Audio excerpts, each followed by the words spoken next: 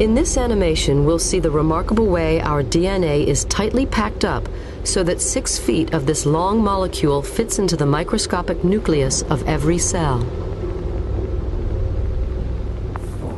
The process starts when DNA is wrapped around special protein molecules called histones. The combined loop of DNA and protein is called a nucleosome.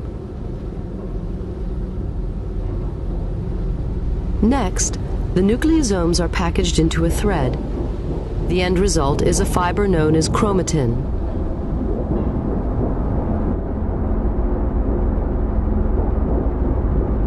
This fiber is then looped and coiled yet again.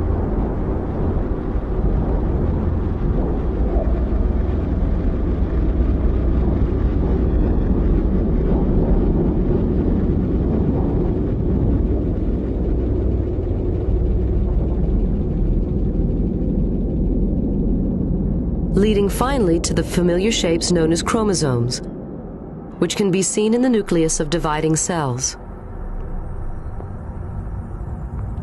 Chromosomes are not always present.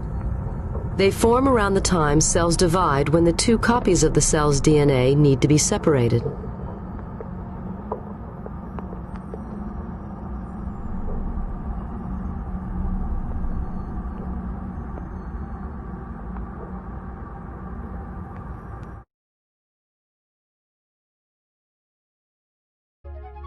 When DNA replicates, its strands are separated by the enzyme helicase.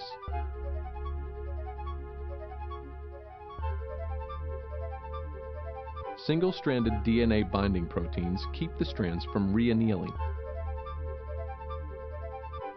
One DNA strand encodes the leading strand, which forms from its 5' to its 3' end, using DNA polymerase III.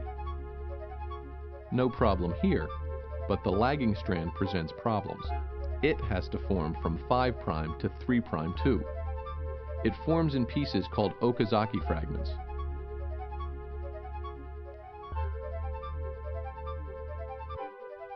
First, an RNA primase lays down an RNA primer.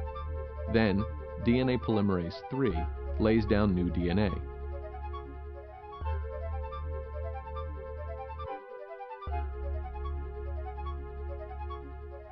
The process repeats again and again.